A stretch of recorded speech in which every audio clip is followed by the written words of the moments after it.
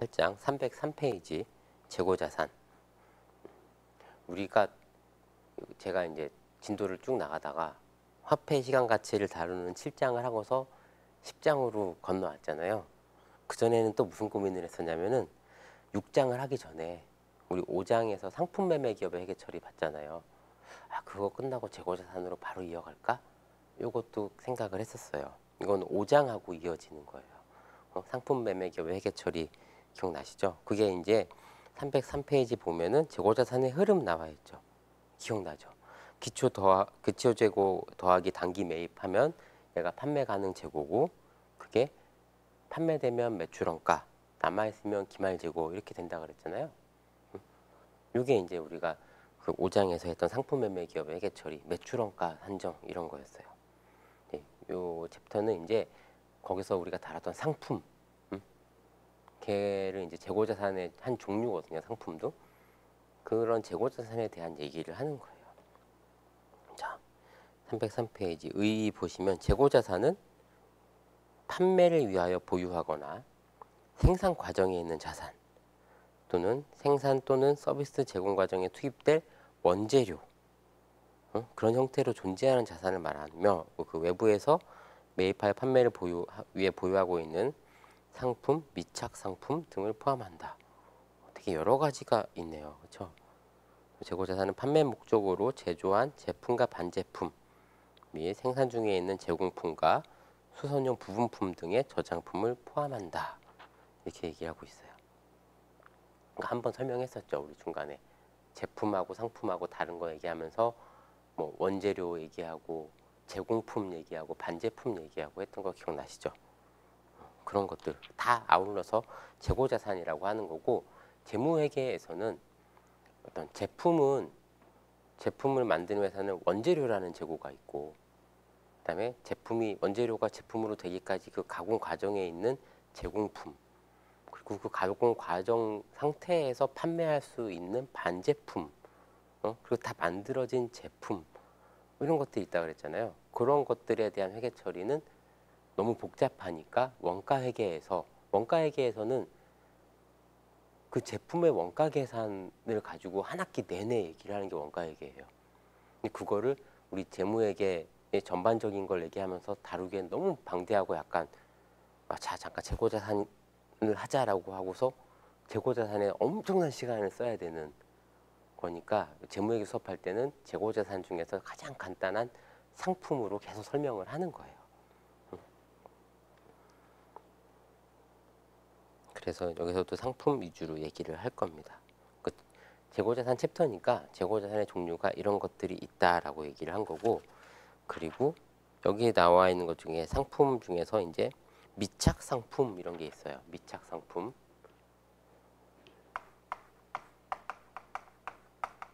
그냥 용어를 이렇게 구분했을 뿐이지 미착 상품도 상품이에요. 아직 나한테 도착하지 않은 상품 이런 거. 이것도 이따가 얘기를 할게요. 기말 현재 내 창고에는 없는데 어떤 경우에는 나한테 아직 오지 않은 이런 미착 상품도 나의 재고가 되는 경우가 있어요. 그런 얘기들을 이제 좀 할 겁니다. 그리고 이 장에서의 그 포인트는 원가 흐름의 가정이에요. 원가 흐름의 가정. 그거를 이제 하게 될 거예요. 그리고 304페이지 보시면 취득 원가라고 나와 있는데 한번 읽어볼까요? 상품 매매 기업의 경우 재고자산의 매입 원가는 매입 가격의 수익 관세와 재세금, 매입 운임, 하역료, 그리고 완제품 원재료 및 용역의 취득 과정에 직접 관련된 기타 원가를 가산한 금액이다. 또 매입 리베이트, 매입 할인, 리베이트, 기타 유사한 항목은 매입 원가를 결정할 때 차감한다. 이거 어디서 봤던 것 같지 않아요? 이런 얘기. 5장에서 봤던 순매입액 기억나죠? 순매입액 뭐라 그랬어요? 매입액에서 애누리 빼주고 할인 빼주고 매입 환출 빼주고 운임 등 더해주고 뭐 얘를 순매입액이라고 한다 그랬잖아요. 응? 그리고 매출원가를 계산할 때 매출원가는 기초재고에 더하기 단기 매입 빼기 기말 재고 이렇게 계산하는데 이때의 단기 매입은 이 순매입액을 써야 된다 이 얘기를 했어요. 같은 얘기예요. 같은 거. 재고자산의 취득원가가 순매입액이야. 재고자산의 취득원가는 매입 가격에 이런 것들을 다 고려해줘서 계산한다 이런 얘기예요. 이 회계학에서 이제 모든 개정 과목이 다 통용되는 내용이 뭐냐면 내가 어떤 자산을 취득했을 때 그 자산의 취득 원가는 내가 이 자산을 내가 의도한 용도로 사용할 수 있는 데까지 들어가는 비용들의 합 이렇게 되는 거예요. 빼주는 게 있으면 또 빼주고 그게 이제 재고자산의 취득 원가입니다. 그리고 제조기업 같은 경우에는 뭐 이런 식으로 되어 있다. 재고자산의 제조원가가 뭐 직접 재료비, 직접 노무비, 변동 제조간접원가, 고정 제조간접원가 뭐 이렇게 구성된다라고 했는데 이런 건 이제 원가회계에 가서 배울 겁니다. 자, 그 기말 재고자산의 평가 이렇게 나와 있는데 우리가 그 5장에서 3분법을 배우면서 매출원가를 계산할 때 상품에 대한 재고는 기중에 상품에 대한 분계를 하지 않고 매입 계정을 써서 얘만 관리했잖아요. 그렇죠? 얘만 관리를 했고 이 기말 재고는 상품 계정은 전기에 넘어온 거에다가 기말에 실사했을 때 딱 그것만 반영해주고 매출원가 계산할 때 기초 재고만큼 다 없애주고 기말 재고만큼 다시 잡아주고 이런 식으로 회계 처리했단 말이야. 그래서 이 기말 재고 자산의 평가가 되게 중요한데 우리 그 5장에서 할 때 그 3분법 할 때는 기말 재고 자산의 어떤 평가라는 개념이 있었다기보다 자 기말에 실사를 했더니 재고 자산 금액은 얼마였다 이런 식으로 이렇게 숫자로 그냥 금액으로 바로바로 알려줬잖아요.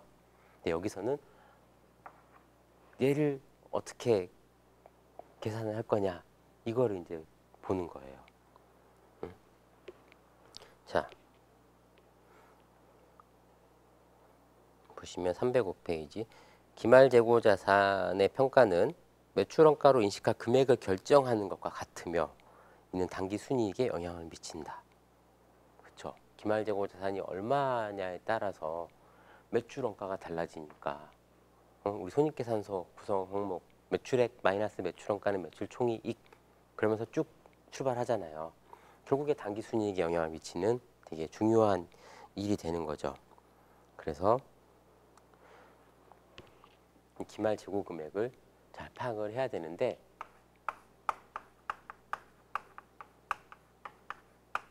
기말 재고 금액은 자, 어떻게 계산이 될까요?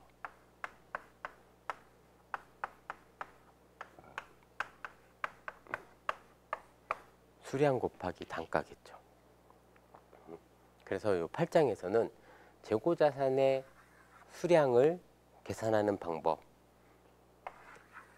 단가를 계산하는 방법을 배우는 거예요. 먼저 수량을 결정하는 방법부터 배울 건데 수량을 결정하는 방법은 두 가지가 있대요.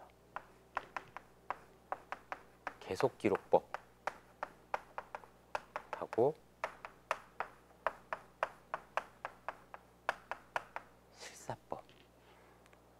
우리가 5장 상품매매기업의 회계처리에서 본 3분법은 실사법이에요. 이 차이가 뭐냐면 계속기록법은 매출원가를 물건이 판매될 때마다 계속 인식하는 방법이야. 상품 계정을 계속 관리하는 거야. 상품 계정을. 물건이 판매될 때 뭐 현금, 매출 이렇게 인식하고서 바로 또 매출 원가, 상품 이 회계 처리를 계속하는 방법을 계속기록법이라고 해요. 그런데 우리 뭐라 그랬어요? 왜 5장에서 실사법을 했죠? 이때 팔린 상품의 원가를 모르니까 어떻게 알겠어? 그 많은 상품 중에 이때 매출된 게 어떤 상품이 언제 매입된 얼마짜리 상품이 팔린 건지 모르기 때문에 현실적으로 너무 어려워서 이렇게 한다라고 한 거잖아요. 이것도 마찬가지예요. 계속기록법 이런 방법이 있어. 근데 이거 적용하기 진짜 어려워. 이 얘기를 하고 있어요. 적용하기 어려운데 이 계속기록법이 뭔지는 설명해 줘야 되잖아요. 이 계속기록법은 상품 계정을 매입 계정으로 분할하지 않고 바로바로 관리를 해준다. 이 차이가 일단 있고요. 근데 계속기록법을 하게 되면 좋은 점이 뭐냐면 실사법을 하게 되면 기말에 가서 창고에서 본 요 수량 얘를 파악을 해서 매출 원가를 계산을 하는 거잖아요. 그러니까 결국 이런 거야.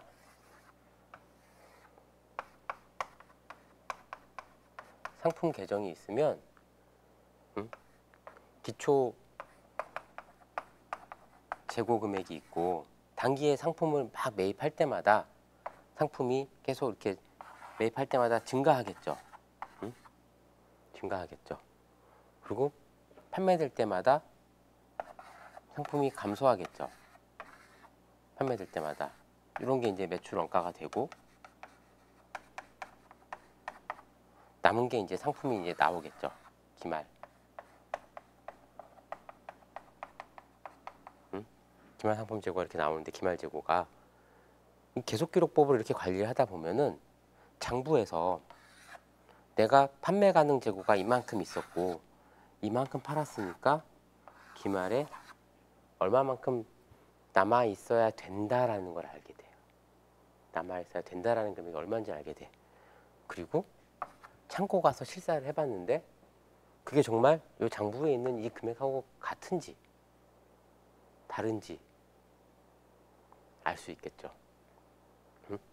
왜냐하면 판매 가능 재고 중에서 실사법에서는 딱 기말에 창고 가서 확인하고 얘를 확인했으니까 나 나머지 매출 원가야 라고 얘기를 했는데 계속기록법에서는 장부상 이렇게 상품 잔고를 봤더니 매출 원가가 이만큼이니까 기말 상품은 얼마가 돼야 돼 이게 나오는 거야. 근데 창고에 가서 봤는데 얘랑 장부상 기말 재고랑 실제 기말 재고랑 같아야 되는데 다른 경우가 있을 수가 있는 거예요. 어떤 경우 달라질까요? 도난당하거나 뭐 파손이 돼서 없어졌거나 그렇죠. 뭐 여러 가지 이유가 있겠죠. 훼손됐거나 훼손, 파손 같은 말이네. 창고 관리하는 직원이 야, 우리 회사 이거 되게 많아. 이런 거 만드는 회사 다니니까 난 이런 거 써도 되겠지. 직원이 갖다 막 써. 집에 가져가. 주머니에 이렇게 넣고 간단 말이야. 그런 것들이 실사법으로 하게 되면 전부 다 매출 원가가 돼버리는 거예요. 판매되지도 않았는데. 그런 문제가 있어요. 이게 실사법의 단점이에요. 그래서 계속기록법을 하게 되면은 없어진 재고를 이제 그 원인을 파악할 수가 있는 그런 장점이 있습니다. 그런 것들 이렇게 없어지는 거 이런 거를 감모 손실이라 그래요. 왜냐하면 이 판매 가능 재고가 없어지면은 대변의 상품이 되면서 차변의 매출 원가가 되잖아요. 그런데 이런 것들은 대변은 상품인데 상품 계정이 없어졌으니까 차변은 매출원가가 아니잖아. 팔려서 없어진 게 아니잖아. 그런 것들을 재고자산 감모손실이라고 해가지고 비용으로 인식을 해줘요. 그 얘기가 어디 나와 있냐면 306페이지에 있습니다. 계속기록법은 재고자산을 구입할 때뿐 아니라 판매할 때도 수량을 계속 기록해야 된다라는 거예요. 근데 이렇게 하는 게 되게 어렵죠. 그래서 어떻게 하냐면 실제 회사에서는 어떻게 하냐면 재고자산 수불부라는 관리를 그 장부를 관리를 해요. 수불부라는 건 어떤 들어오고 나가고 하는 그런 수불, 들어온다 수, 나간다, 뭐 불출한다 불 해가지고 수불부를 관리를 하게 되는데 수불부에서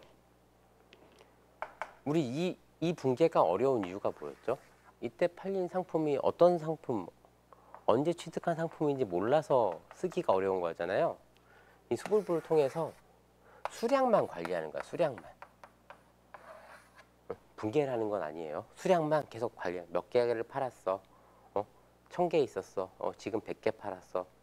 언제 뭐 200개 팔았어. 이런 것들을 수량으로 계속 관리를 해주는 거예요. 그 남아있는 수량하고 창고 가서 어차피 창고 가서 금액으로 세는 게 아니고 수량으로 세잖아요. 거기다 이제 금액 곱해주는 거지. 수량이 차이가 난다라고 하면 걔가 감모 손실이 되는 거예요. 자, 계속 그 박스 밑에 읽어보면 위에 있는 박스는 똑같은 거예요. 우리 매출원가 계산한 거랑 똑같은 거죠. 기초 재고 수량에 단기 매입 수량을 더해주고 단기 판매 수량을 빼주면 장부상 기말 재고 수량이 나오는 거야. 수량만 계속 관리를 해주면. 여기서 단기 판매 수량이라고 되어 있는 게 금액으로 치면 매출 원가에 대응되는 거잖아요. 근데 매출 원가를 이렇게 분계하기는 어려워도 분계하기 어려운 이유는 단가 때문에 어려운 거잖아요. 금액 때문에. 근데 수량은 어려울 게 하나도 없죠. 그 수량을 이렇게 관리해줘요. 그 장부상 수량이 몇 개 이게 남아 그 관리가 되는 거죠. 그래서 창고에 가서 실사를 하면 실제 수량하고 차이만큼이 감모 손실로 되는 거예요. 그러니까 결국은 이 상품이 매출 원가로 가거나 기말 재고로 남거나 또는 감모 손실로 되거나 이런 식으로 회계 처리가 되겠죠. 뭐 다른 것도 있어요. 뭐 다른 계정으로 대체됐다. 뭐 타계정 대체 이런 것도 있어요. 거래처한테 줬다. 선물로. 그러면 매출 원가가 아니라 접대비가 되겠죠. 그런 것들도 있어요. 타계정 대체라고 해가지고. 근데 여기서는 그런 감모 손실 이런 걸 이제 볼 거예요. 실사법에서는 이런 걸 할 수 없겠죠. 장부를 관리를 안 했기 때문에 그냥 얼마가 남아 있어야 되는지조차를 모르니까 기말에 있는 수량에서 나머지는 다 매출원가야 이렇게 보는 게 실사법이에요. 그래서 실무에서는 수량은 계속기록법으로 하고 실사법하고 그 회계 처리는 실사법처럼 해요. 그 병행을 하는 거죠. 306페이지 그 밑에 주석 보면 이렇게 나와 있어요. 실무에서는 실사법을 따르되 계속기록법의 장점을 살리기 위해서 기중의 재고자산의 수량만 기록하고 회계 처리하지 않는 방법을 사용한다. 수량만 관리하는 거, 분계 없이 수량만 계속 별도의 재고자산 수불부에서 관리를 해주는 거예요. 이렇게 하면 감모 수량, 감모 손실되는 것들을 별도로 계산할 수 있으면서 계속기록법의 불편함을 피할 수 있다는 장점이 있다. 이렇게 나와 있습니다.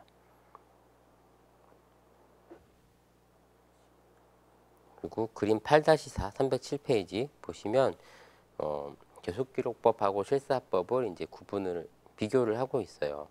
자, 계속기록법의 목표는 내부 관리 목적이다. 그리고 실사법은 외부 보고 목적이다. 이렇게 나와 있는데 재무제표를 만들기 위해서는 실사법을 쓸 수밖에 없으니까 계속기록법으로 하기는 힘드니까 외부 보고 목적이다 이렇게 얘기를 한 거고 근데 이제 회사가 어떤 내부 통제 이런 계속기록법을 하지 않게 되면 진짜로 없어지는 재고 되게 많을 거예요. 그런 것들 관리해야 되겠죠. 그리고 뭐 결과치가 실사법은 매출원가가 결과치였죠. 기말재고 수량 기말재고 금액을 차감해줘서 매출원가를 계산하는 방법이었다라고 하면 계속기록법은 매출원가를 차감해서 매출원가를 차감하고 뭐 감모손실을 차감해서 기말재고자산을 계산하는 이런 방법이죠. 그리고 실사법은 상품 계정을 분할했었는데 매입 계정으로 분할했었는데 계속기록법은 분할을 하지 않죠. 장단점 이렇게 보시면 되죠. 실사법은 장부 정리가 편리하고 외부 보고 목적에 충실하다. 이 외부 보고 목적에 충실하다는 얘기가 왜 나왔냐면 극단적인 방법으로 비교를 한 거예요.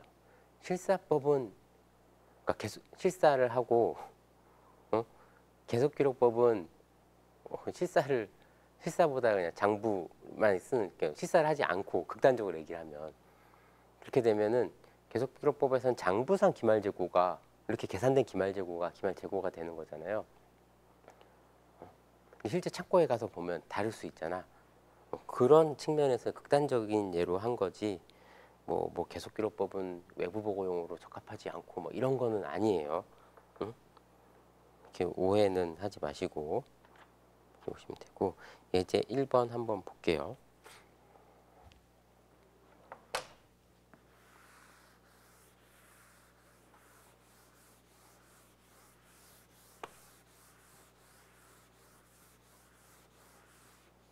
이제 1번 보면 자 회사가 7월달 재고자산 거래 내역 이렇게 나와 있네요. 그리고 기말재고 금액은 장부상 수량에 대한 금액이다. 실제 수량에 해당하는 금액이 이제 따로 있어요.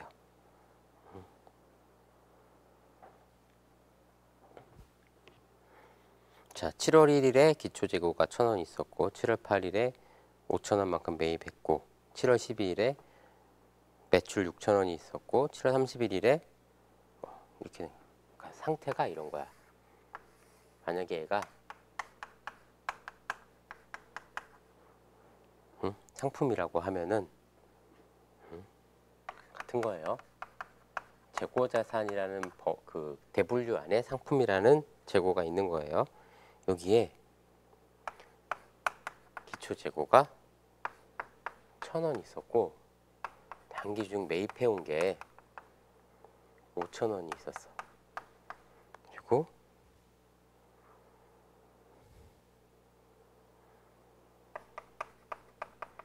판매된 게 얼마인지는 모르고 있고요. 그 기말재고가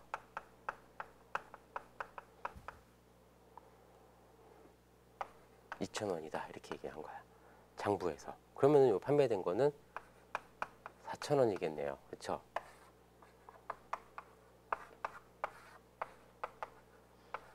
장부에는 좀 이렇게 되어 있는 거죠. 문제 있는 것만 보면. 그러니까 이게 이제 매출 원가가 되는 거죠.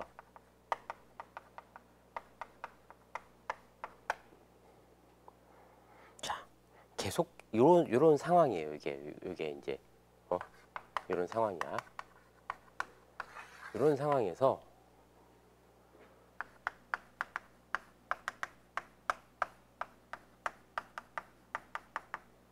계속기록법에 따른 회계 처리를 해봐라 라고 한 거예요. 그러면 7월 1일 기초재고는 그냥 넘어온 거고 7월 8일에 이제 매입이 있었던 거죠. 7월 8일에 계속기록법이니까 그냥 상품 이렇게 회계 처리해요. 상품 5,000원.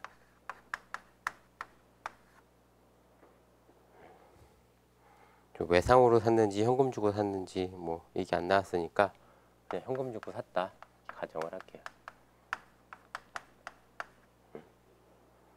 그리고 7월 12일에 매출이 있었어. 6,000원을 받고 매출 6,000원 이렇게 수익을 인식해요. 그리고 계속기록법이니까 이때 상품 4,000원이 나갔고 매출 원가는 4,000원이다 이런 회계 처리를 해줘요. 자, 그리고 7월 31일 날 무슨 일이 있었냐면 이렇게 되면 기말 재고는 2,000원으로 이렇게 계산이 되는데 창고에 가서 봤더니 실사한 기말 재고가 1,800원이래요. 그러면 요 장부에 있는 기말 재고 장부상은 지금 상품 계정을 보면 이렇게 되어 있는 거야. 상품 계정에 이렇게 1,000원, 5,000원, 기초,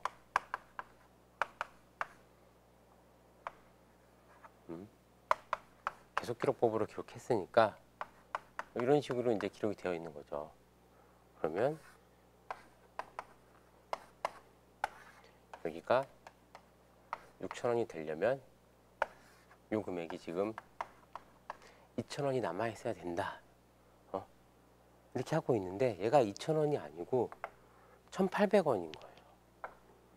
그럼 상품을 200원만큼 줄여줘야지 실제 재고랑 똑같아지겠죠. 차변에 요 200원이 재고자산 감모 손실이 되는 거예요. 요 회계 처리예요. 회계 처리. 이게 이제 계속기록법 회계 처리예요. 실사법은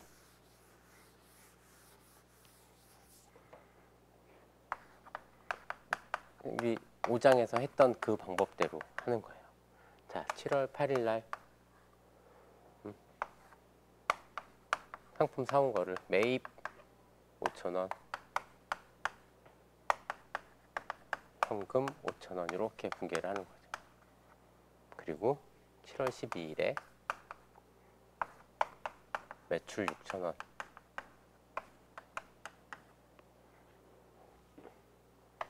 현금 6,000원. 기준 분계가 끝났어요. 기준 분계가 끝났어. 그리고 이때는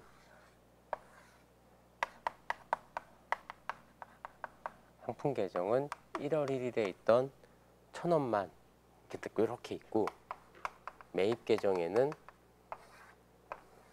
단기 매입한 5,000원이 이렇게 기록이 되어 있는 상태가 되는 거죠. 그래서 7월 31일에 무슨 분계를 해줘요? 매출원가 인식하는 분계 해주죠. 기말 재고 했더니 1,800원이래. 자, 기초 재고를 먼저 없애줘요.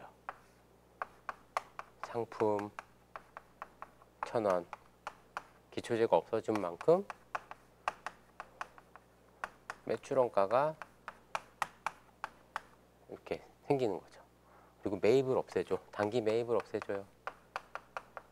5,000원 다 매출원가로 보내. 일단 다 보내는 거야.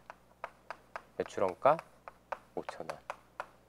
그리고 상품을 실사를 했더니 1,800원이었어. 자, 상품을 인식해줘요. 기말 재고만큼.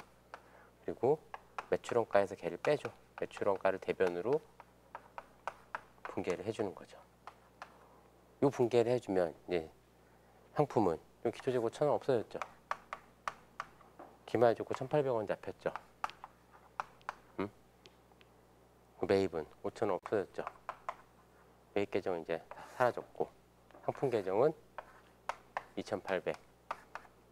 얘가 2,800이 되려면 차기 2월 넘어가는 게 1,800 이렇게 되겠죠. 이렇게 되는 거야 장부가. 그리고 매출원가 장부를 보면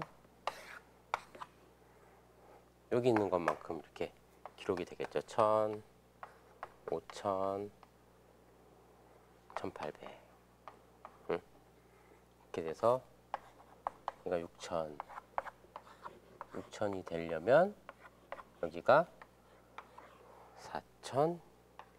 4,200원만큼이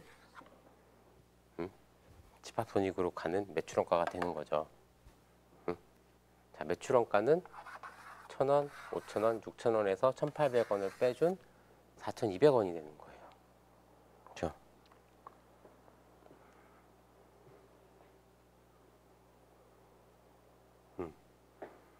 이 두 경우 이제 뭐가 달라지게 되나요?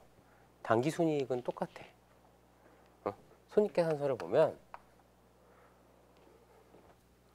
재무상태표에 있는 그 상품 재고는 둘 다 1,800원이야. 계속기록법으로 관리를 했어도 기말에 실사를 해가지고 상품 없어진 200원을 반영을 해줬잖아요. 상품이 1,800원만 남아있게 돼. 이 감모손실된 거 200원 해가지고 여기가 1,800원 이렇게 수정이 될 거잖아. 실사를 하고 나면 요 문계를 반영을 시키면. 응? 그럼 손익계산서에 매출액이 6,000원, 매출원가는 4,000원,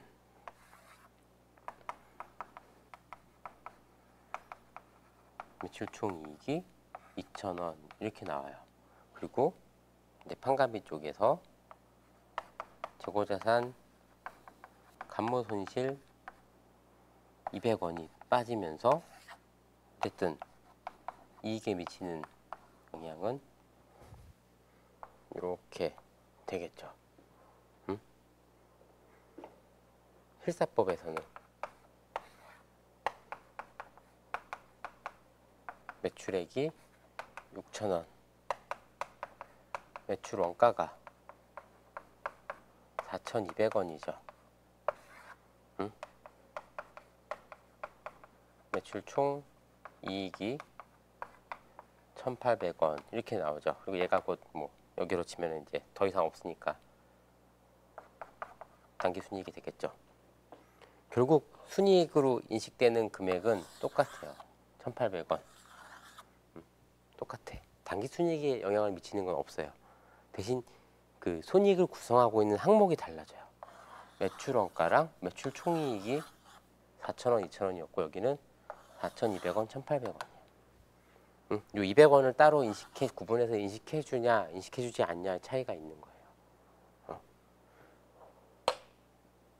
그러니까 수량을 계속기록법으로 관리를 해주면 여기서는 금액으로 얘기를 했으니까 이거 문제니까 매출원가 금액이 이제 판매된 게 4,000원이다 이렇게 얘가 나왔으니까 금액까지도 계속기록법으로 해준 건데 수량만이라도 이렇게 관리를 해주면 감모손실은 계산을 할 수 있겠죠. 실사법을 쓰면서도 그거를 이제 본 거고, 그래서 수량은 관리를 해줘야 되는 거예요. 그 다음에 309페이지 보면 기말재고 수량에 포함될 항목, 자, 우리가 기말재고 금액은 수량 곱하기 단가다 이렇게 해놓고 지금 수량 쪽에 이제 포커스를 둬서 계속 설명을 하고 있어요. 수량에 대해서. 단가는 이거보다 좀 더 어려우니까 수량 얘기를 먼저 하고 그다음에 단가 얘기를 할 겁니다. 자, 여기서 이제 아까 얘기했던 미착 상품 얘기가 나오는 거예요. 미착 상품.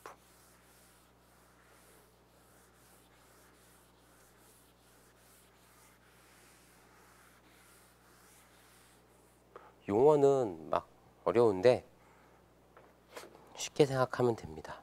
자, 기말재고 수량에 포함될 항목 이렇게 나와 있는데 이거 보면 기말재고 수량은 회사 창고에 보관된 재고 수량을 실제로 세어봄으로써 파악할 수 있다. 그리고 그런데 회사 소유의 재고 자산은 모두 회사 창고에 보관된 것이 아니죠. 응? 아닌 경우도 있어요. 다른데 보관되어 있는 재고도 있을 수 있고, 우리 회사 창고에 있는 재고인데 남의 재고일 수도 있어요. 응? 아, 네가 내 거 좀 팔아줘. 내가 수수료 줄게. 하면은 내가 팔기 위해서 우리 창고를 갖고 와야 되잖아요. 그럼 그 재고는 내 게 아니죠. 근데 판매를 위탁받은 거죠. 응? 쿠팡 같은데 물류창고에 있는 재고가 쿠팡 게 아니거든요. 쿠팡한테 판매를 의뢰한 회사의 재고잖아. 그런 것처럼. 응? 그런 것들도 있어요. 그래서 기말재고 수량은 창고에 보관되어 있는 거에다가 거기서 남의 거 빼주고 그리고 내게 딴 데에 있으면 걔를 더해주고 이런 얘기예요. 되게 간단한 얘기죠. 굳이 공식화 안 해도 되는 당연한 얘기를 하고 있어요. 그 다음에 여기서 지금 얘기하고 싶은 건 뭐냐면 FOB 선적지 인도 조건, FOB 도착지 인도 조건 막 이렇게 나와 있어. 이게 뭐냐면 우리 그 상품은 회사를 보면 이렇게 어떻게 표현할까? 외국이야. 국내. 상품을 수입을 했어. 수입을 해서 상품이 이렇게 막 배를 타고 오고 있는 거야. 여기에 이제 상품이 선적돼서 그렇죠? 이동 중이야. 이동 중인데 하필이면 12월 31일 결산을 할 때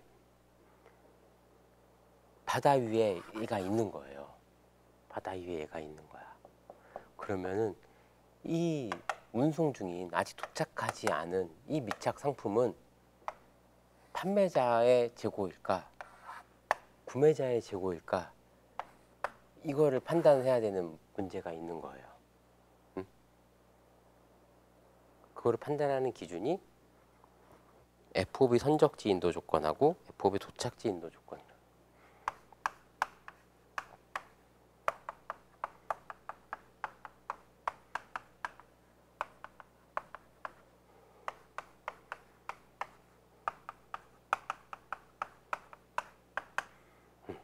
말은 어려운데 FOB라는 거는 영어로 보면 이거예요.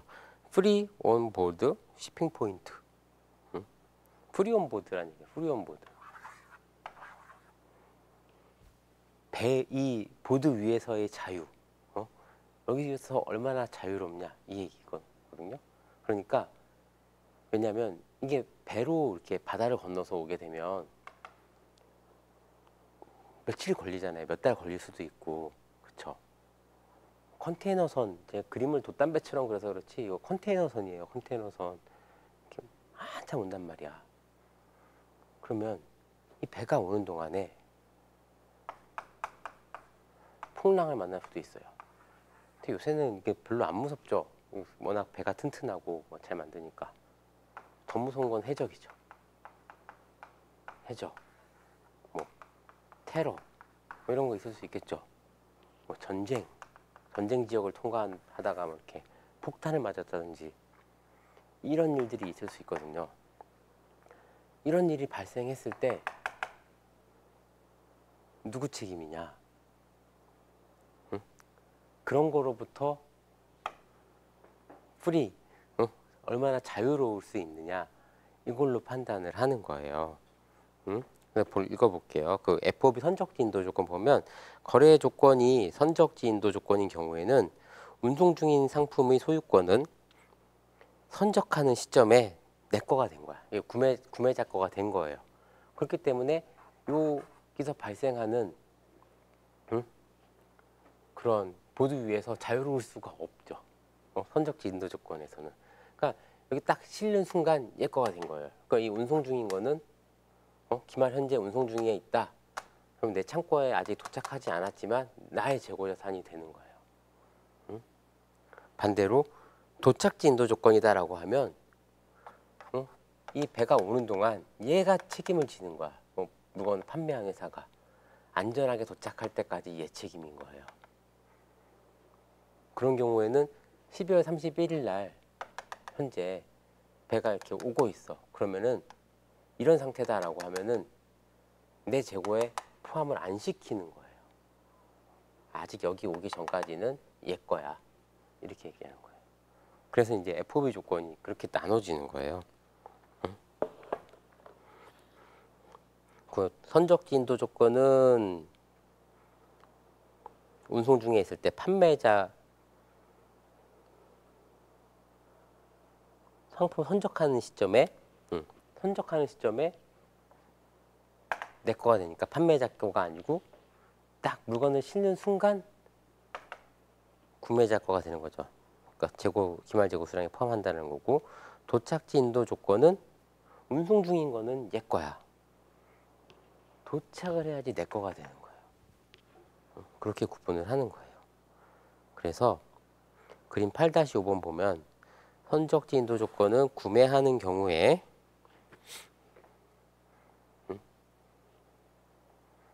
근데 반대의 경우도 있을 수 있어요. 수출 같은 거. 수출을 했다. 수출한 물량이 가고 있다. 선적지 인도 조건이다. 그러면 실는 순간 얘 거가 돼버리는 거죠. 응? 내 재고가 아니야. 난 이미 판매했어. 그런데 도착지 인도 조건이다. 그럼 가는 동안에 여전히 내 거죠. 그 얘기예요. 그러니까 요거는 요 표를 보고 요 그림 8-5를 보고 외우려고 하면 잘 안 외워지고 그냥 이렇게 그림으로 생각해 보면 그게 더 편해요. 자, 그 그림 8-5번 얘기를 해보면은 선적지 인도 조건이다라고 하면 구매하는 경우에는 재고 수량에 포함된다. 판매하는 경우에는 제외한다. 매출 매입은 인식을 하는 거죠. 선적이라는 행위가 일어났으니까. 도착지 인도 조건은 구매하는 경우에는 아직 도착하지 않았으니까 재고 수량에서 제외하고, 판매하는 경우에는 재고 수량에 포함한다. 그리고 매출 매입은 인식하지 않는다. 이게 이 표로 보면 되게 헷갈릴 수 있는데 이거의 기준이 뭐냐면 미착 상품이라는 거예요. 미착 상품. 이 재고 자체가 지금 바다에 떠 있는 애야.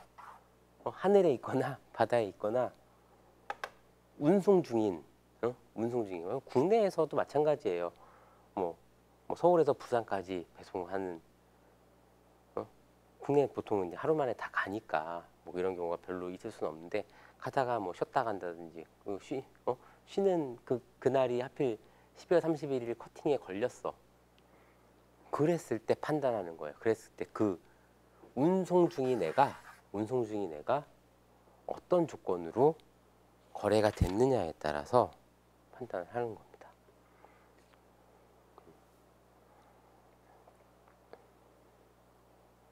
그 다음에 저당 상품은 뭐냐면, 뭐 중요한 얘기는 아닌데, 그 물건을, 그러니까 돈을 빌릴 때 부동산 담보로 이제 대출받고 하잖아요.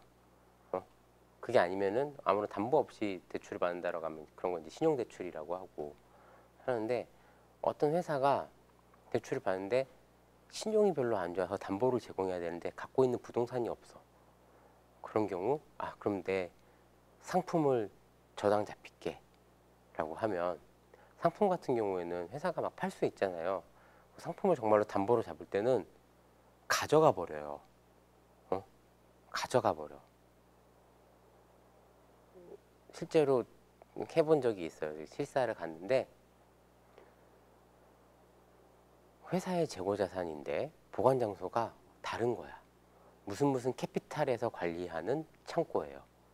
그 창고에 갔더니 여러 그런 재고, 그러니까 상품 판매 기업이 담보를 맡기고 돈을 빌려갔을 때, 그러니까 전당포 같은 거 어떻게 보면 그런 물건들이 쌓여 있는 창고가 있어요. 제가 모 청바지 회사를 감사하면서 그 하나캐피탈의 그런 저당품 보관 창고를 실사해 본 적이 있어요. 갔더니 정말로 그 회사의 청바지가 저쪽 한쪽에 이렇게 쭉 쌓여 있더라고요. 왜냐하면 팔지 못하게 갖고 있어야 되니까. 부동산은 등기해버리면 되잖아요. 그 담보를 등기해버리면 등기부에 어느 은행에서 얼마 갖고 있다가 다 표시되니까 되는데, 이제 물건 같은 경우는 실제로 이제 실물을 통제하면서 관리를 하죠. 그런 것들 창고에 넣는데 저당 잡힌 게 있다 그러면은 내 거죠. 그 차입금을 못 갚으면 뺏기는 건데 아직 만기 도래하기 전에 그냥 맡겨놓고 있는 거잖아요. 그럼 기말 재고에 포함을 해줘야 된다. 그 얘기예요. 그냥 당연한 얘기예요. 이게 이제 2번 보면은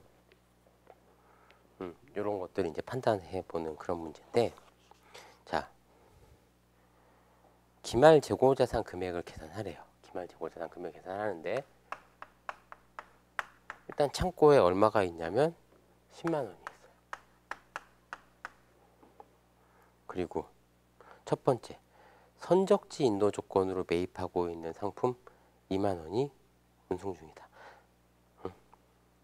선적지 인도 조건으로.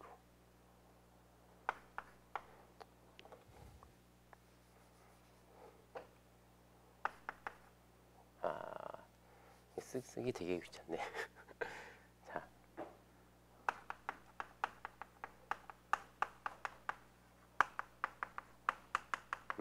선적지 인도 조건으로 매입하고 있는 게 2만 원이 있대요. 매입이야. 네, 이 방향으로 이렇게 오고 있는 건데, 이 방향으로 오고 있는 건데 선적지 인도 조건이래. 여기 있어. 이때부터 선적할 때부터 내 거지.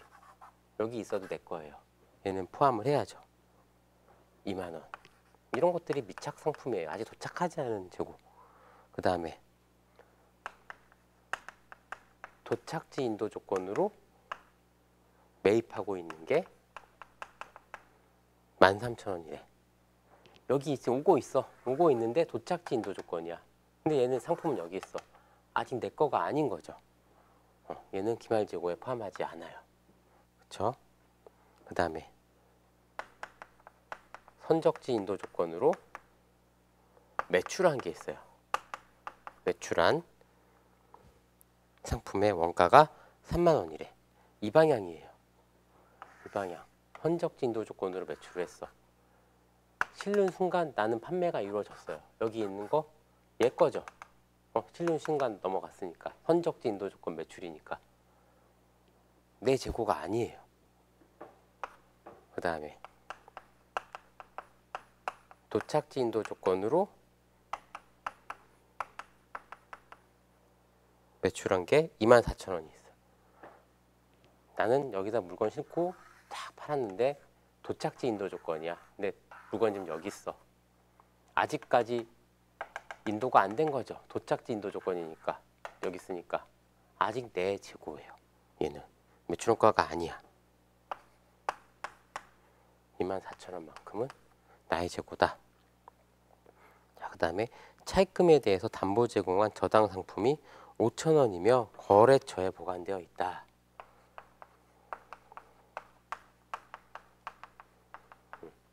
그냥 뭐 타처 보관 재고 이렇게 표현해도 돼요.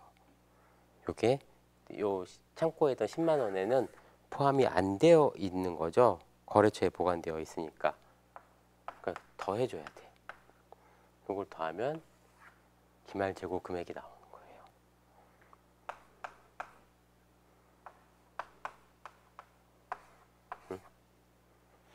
이 얘기를 왜 하냐면 우리 계속 뭐 기말 재고는 실사로 결정한다라고 하고 창고에 갔더니 이만큼이 있었다 이 얘기만 했었는데 이거에다가 이런 것들도 고려를 해줘야지 회사에 기말 재고 자산이 나타난다 뭐 이런 얘기예요.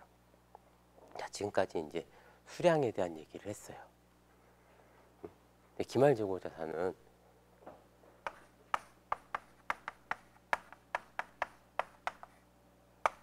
우리는 금액을 알아야 돼요. 금액을.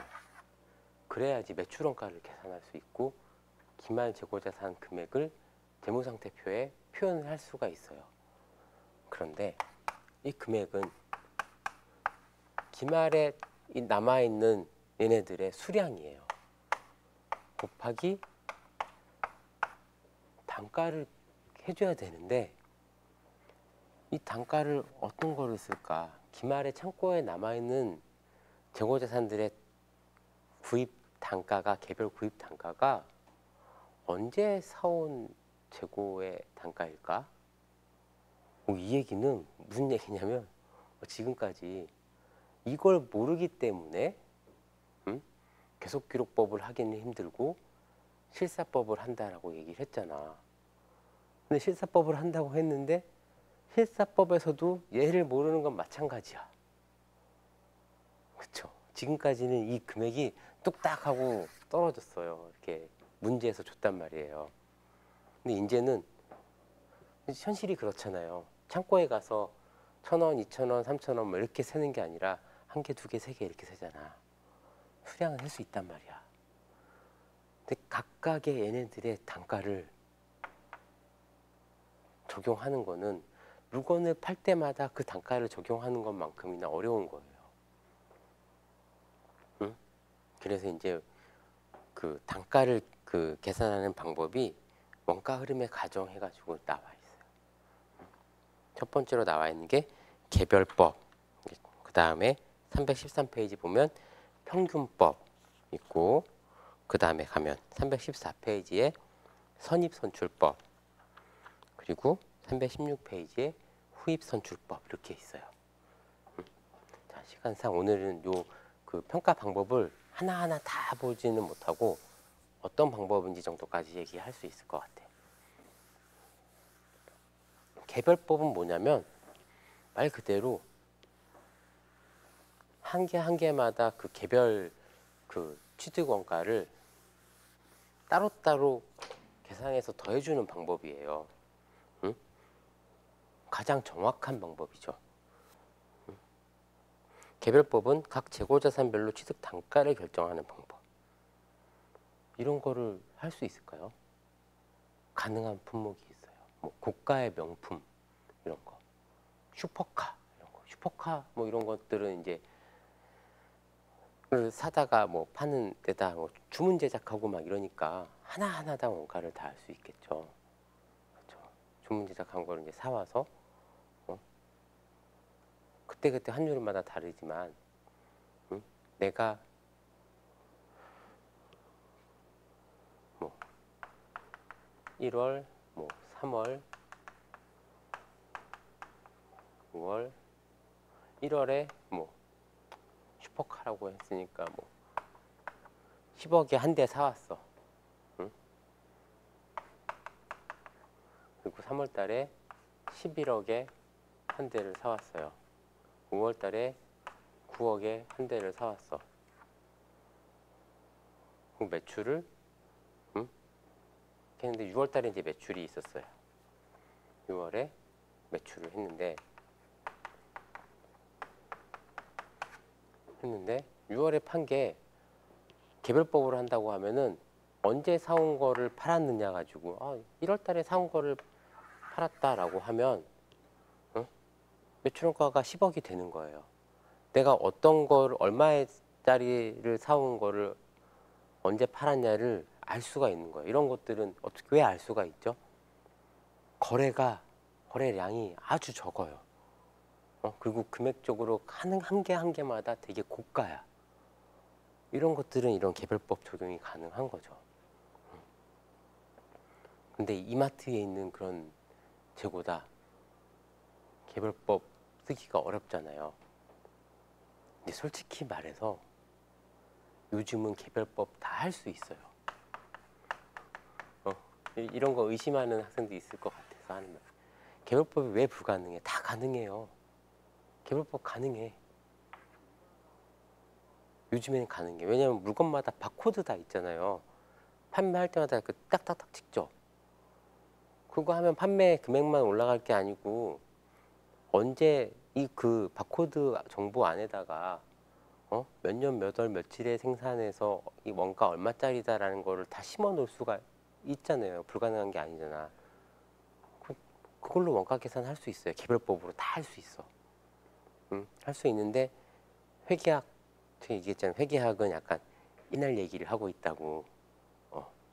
옛날 얘기를 하고 있어서 개별법은 되게 현실적으로 적용하기 어려운 막 거의 신의 영역에 있는 그런 것처럼 느끼고 있어요. 회계학 책은 모든 책들이 다 그래요.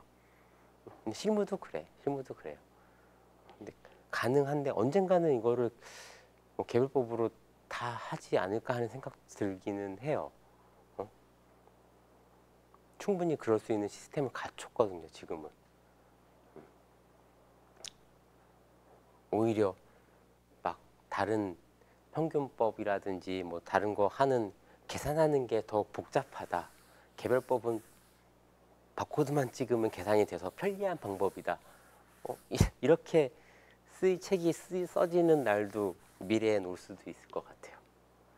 일단 우리는 개별법은 현실적으로 불가능한 거야. 이런 느낌입니다. 회계학에서 얘기하는 거는.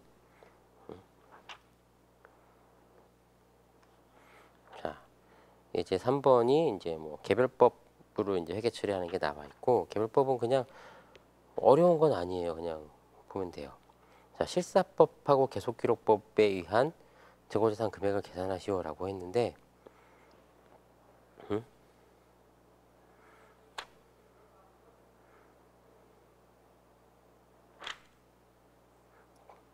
개별법은 실사를 하나 계속기록법을 하나 뭐 똑같다 이 얘기를 하는 거예요. 다를 수가 없잖아요. 왜냐면 개별법은 말 그대로 그냥 리얼 그 자체예요. 리얼 그 자체. 진짜 판매된 원가를 판매될 때마다 원가로 인식하는 방법. 그게 그 개별법에서 계속 기록법인 거죠. 실사법은 지말 재고에 남아있는 재고가 얼마 주고 산 건지 다 대입해가지고 한 거예요. 말로 하려고 그랬더니 설명을 할게요. 자, 이렇게 돼 있네. 기초가 300개 있어요.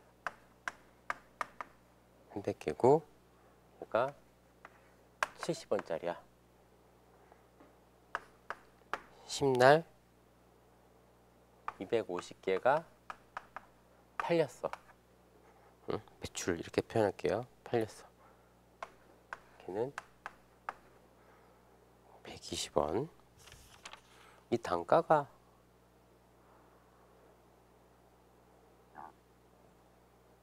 이게 매출 단가인지 매입 단가인지 일단 써볼게요. 문제에 있는 정보를. 11일 날 550개 개의 단가는 85원. 20일 날 400개 단가가 90원. 25일 날 매출이 500개가 있었는데 매가구나. 얘는 금액 차이가 꽤 나는 거 보니까. 그렇죠. 31일에 기말 재고가 이렇게 기말이라고 쓸게요.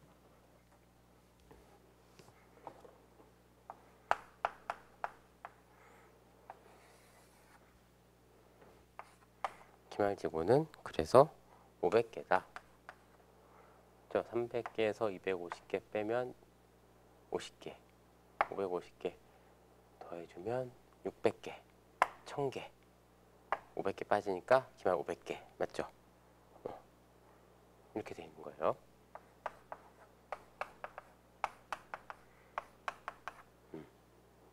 이 상황에서 실사법에 의한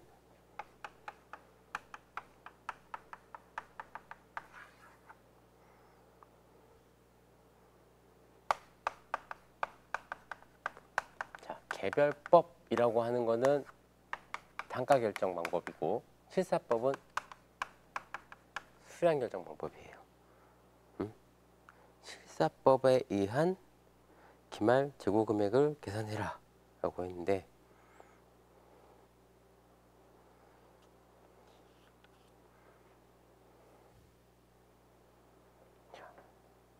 실제로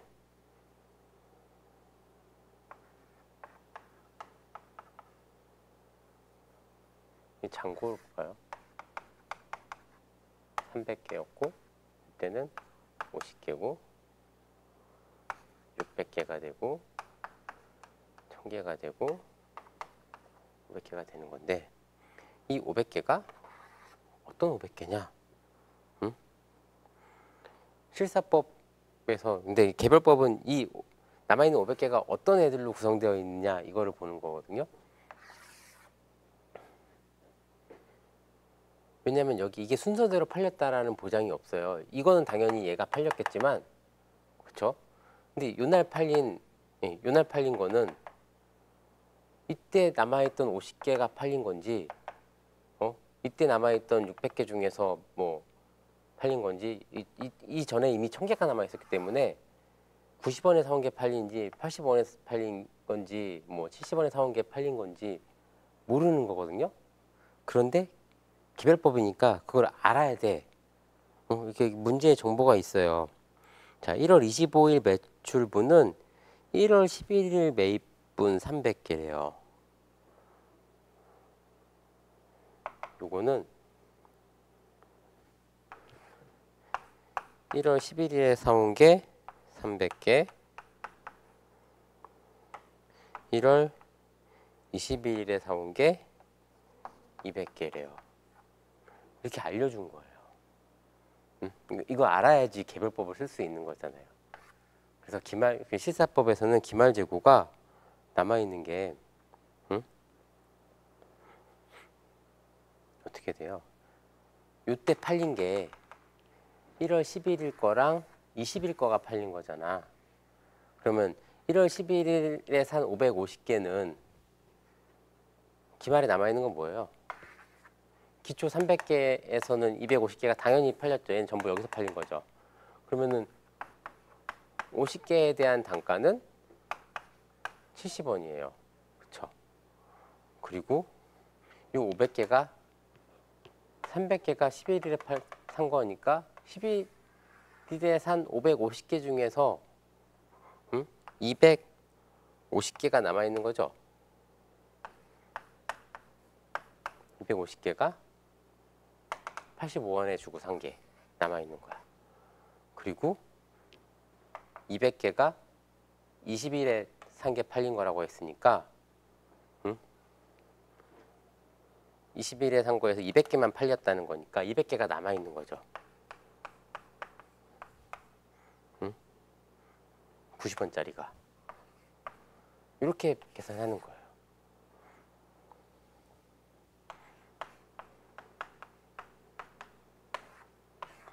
이게 개별법에 있는 실사법이에요. 계속기록법 실사법은 계속 기록해 주는 거야. 계속기록법은 어떻게 돼요?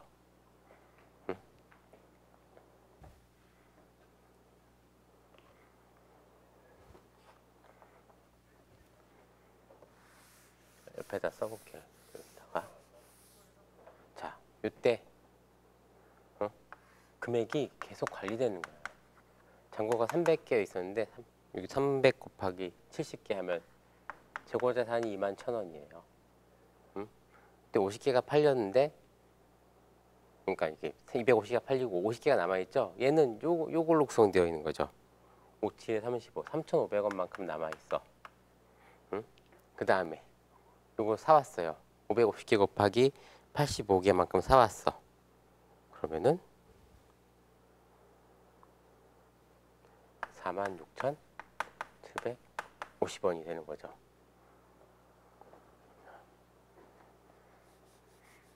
이거 지울게요.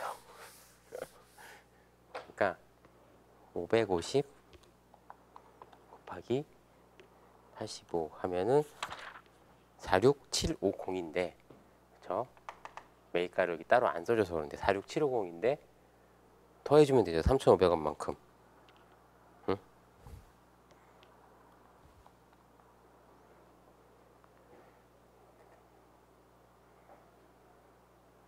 이거를 이게 한 줄을 더 썼어야지 보기가 편한데,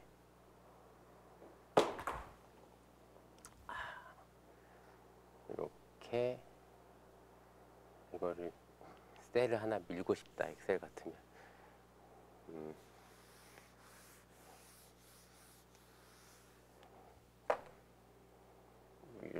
이런 표를 만들어야겠죠.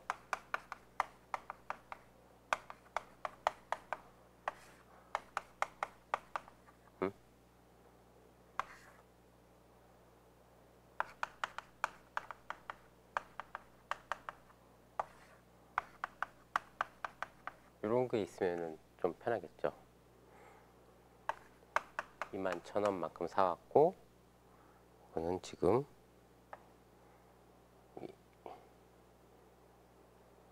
팔린 게 250개가 70원짜리가 팔린 거니까 17,500원 이렇게 되는 거죠. 개수가 300개 아까 썼던 건데 50개, 600개, 1000개, 500개가 되는 거고. 그럼 요만큼 사오면 550개 곱하기 85원 하면 400개 곱하기 90원 하면은 49, 36, 36,000원 이렇게 되는 거죠. 그리고 이때 300개가 85원짜리가 팔린 거고 200개가 90원짜리가 팔린 거니까 43,500원만큼의 원가가 빠진 거네요. 이렇게 되는 거예요. 그냥 이것만 쭉 계산해도 기말재고 금액이 나오겠죠. 그리고 뭐 그때 잔액도 다 알 수 있겠죠. 계속기록법으로 하게 되면은 요 시점에서 잔액은 21,000원이고 요 시점에서 잔액은 3,500원이고 요 시점에서는 46,750원이 더해지니까 5250원이 되는 거고 요 시점에서는 이게 더해지니까 86250이 되고 요 시점에서는 얘가 빠지죠. 여기서 86,250원에서 43,500원이 빠지니까 86250 빼기 43500 하면은 42750이 되죠. 요 금액이 이제 기말재고가 되는 거죠. 그냥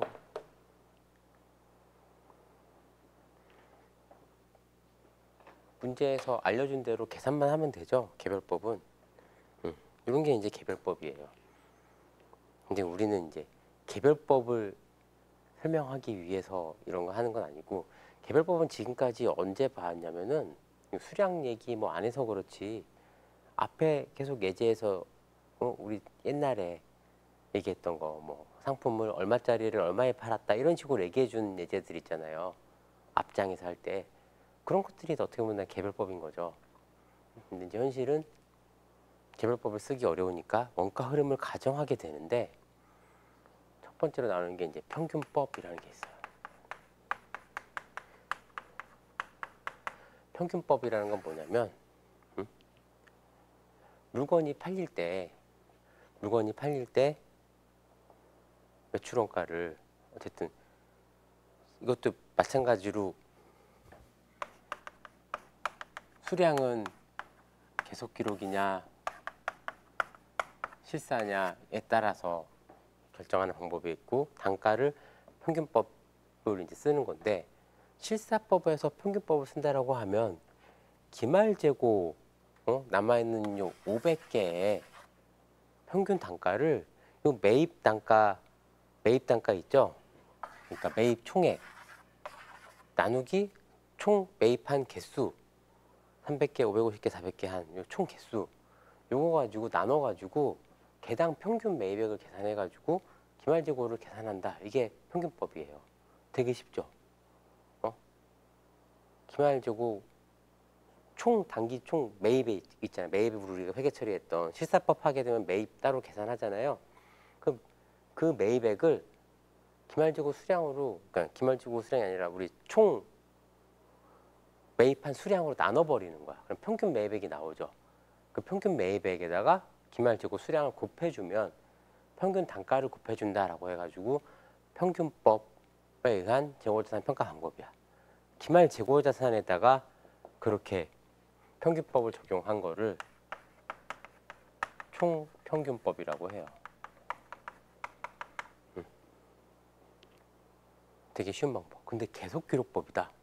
계속기록법은 물건이 판매되는 시점 이때마다 매출 원가를 계산해 줘야 되잖아요. 매출 원가를 계산해 준다고. 그럼 요 시점에서 평균 단가를 쓰는 거예요. 그럼 요 시점에서 평균 단가를 쓰는 거야. 평균을 내는 시점이 계속 달라요. 물건을 판매하는 시점에 이 시점에서는 이 이후의 가격 매입 단가를 알 수 있는 단계가 아니잖아요. 이때는 그냥 전부 다 뭐 이 앞단에 있는 단가들이 평균 되는 거예요.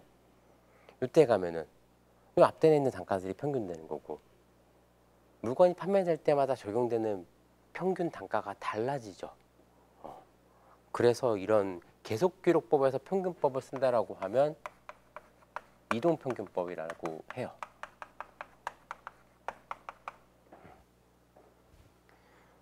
그리고 뭐 이런 방법이 있어요.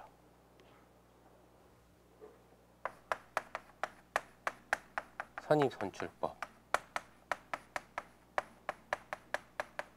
영어로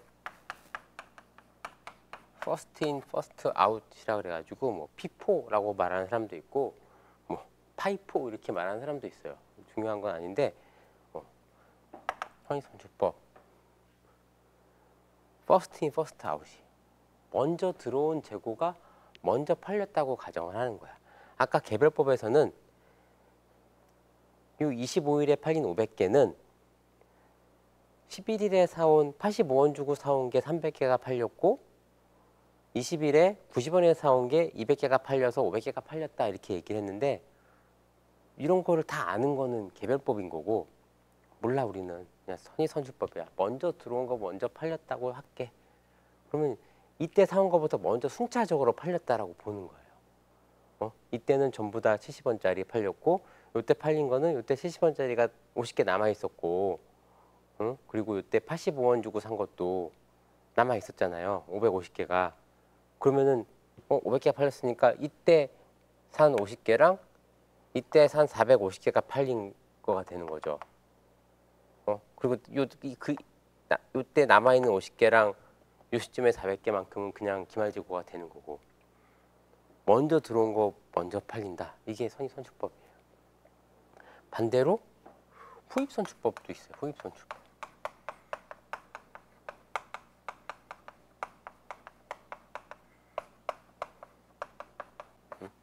후입선출법은 뭐냐면 나중에 들어온 재고가 먼저 팔린다는 가정을 하는 거예요. 뭐 말도 안 되는 가정이 있어? 라고 할 수 있는데 후입선출법이 말이 되는 가정이 있어요. 석탄, 시멘트, 철광석 이런 거. 걔네들은 물건을 그러니까 생산해갖고 이렇게 야적장에 이렇게 쌓아두잖아. 산처럼. 나중에 채취한 게 위에 이렇게 막 쌓이잖아요. 그러니까 나중에 생산된 애들이 이렇게 삽으로 퍼서 팔죠. 포크레인으로 톡톡 떠가지고 트럭에 실어서. 나중에 생산된 게 먼저 팔리는 거야. 물량의 흐름이 진짜로 후입선출을 따르니까 우리 회사는 후입선출법을 쓰겠다. 라이프다. 라스트 인 퍼스트 아웃 이렇게. 이런 물량의 흐름의 가정이 있습니다. 그렇게 해가지고 보면 자 선입선출법을 쓴다고 하면은 계속 기록하면서 선입선출법을 하나 나중에 한꺼번에 선입선출법을 하나 결과가 같아지게 돼요. 그렇죠? 같아요. 매출원가 기말재고 금액이. 이거는 다르죠. 아까 다른 거 느꼈죠? 계속 평균 내니까. 후입선출법은 계속기록법에서 후입선출법, 실사법에서 후입선출법 금액이 달라요. 얘도. 왜냐하면 실사법에서는 총 팔린 250개, 500개가 전부 다 나중에 사온 거가 팔렸다라고 가정을 해버리는 거야. 그렇죠. 근데 계속기록법에서는 이 시점에서 후입선출은 얘가 되는 거고 이 시점의 후입선출은 얘부터 되는 거죠. 순차적으로. 적용되는 단가가 달라지죠. 아직 생기기 전에 거를 모르니까 판매 시점에서. 선입선출법은 앞에서부터 차근차근 가니까 계속 기록으로 하나 실사로 하나 결과가 같아요. 근데 후입선출법하고 평균법은 달라지는 결과가 나오게 돼요. 오늘은 이 정도 얘기하고 각각의 평가 방법에 대해서 실제로 하는 것들 제가 지금 이런 평가 방법 얘기하면서 막 구체적으로 계산하는 이런 과정 안 보여줬잖아요. 그런 거는 이제 시간상 다음 시간에 하려고 그렇게 한 거고요.